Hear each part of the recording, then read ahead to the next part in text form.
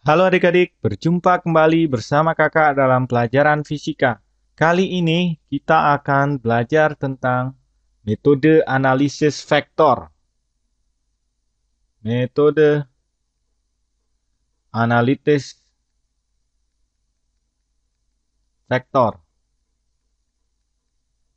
Jadi vektor-vektor dapat kita uraikan menggunakan metode analisis ini. Apa sih metode analisis ini? Misalkan saja ada sebuah vektor yang seperti ini. Anggap saja ini adalah vektor A. Metode analitis itu yaitu kita harus menggambarkan dia pada sumbu X dan sumbu Y. Ini sumbu X dan ini adalah sumbu Y. Misalkan saja vektor A itu di sini. Bagaimana metode analitis ini menguraikan vektor? Yaitu dengan cara begini. Misalkan saja ini dia membentuk sudut theta derajat. Untuk sudut theta. Bagaimana caranya kita? Itu dengan cara kita harus mencari vektor pada sumbu X dan pada sumbu Y. Nah, ini kan satu vektor nih. Nah, bagaimana caranya?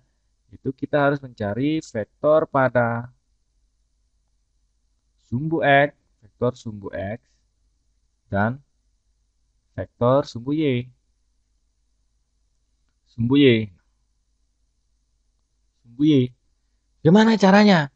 Kita misalnya saja vektor pada sumbu X sekarang. Nah, vektor pada sumbu X itu seperti ini. Ini kan vektor A tadi. Vektor A tadi. Kita harus proyeksikan dia terhadap sumbu X.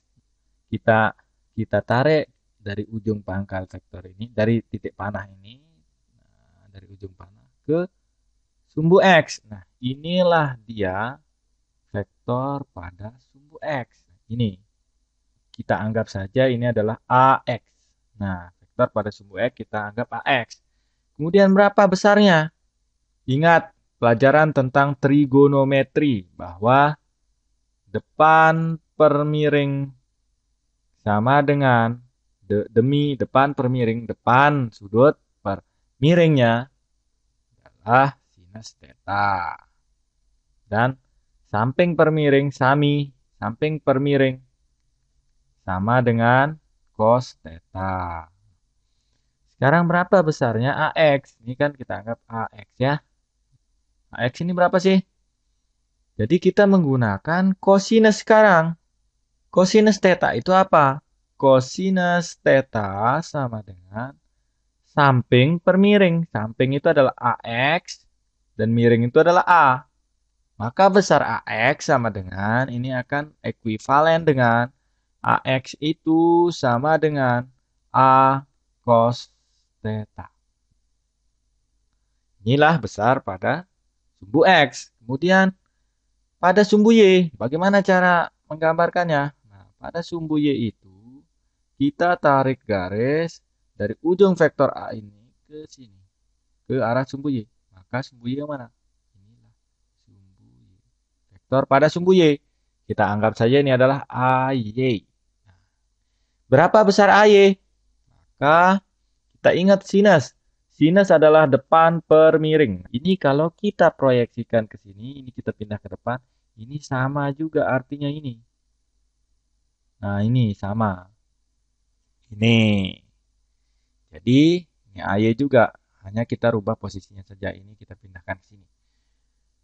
Maka sinus theta sama dengan AY depan per miring. A sama dengan ini ekuivalen dengan AY itu sama dengan A sin theta. Nah, ini tinggal pindah ke sana.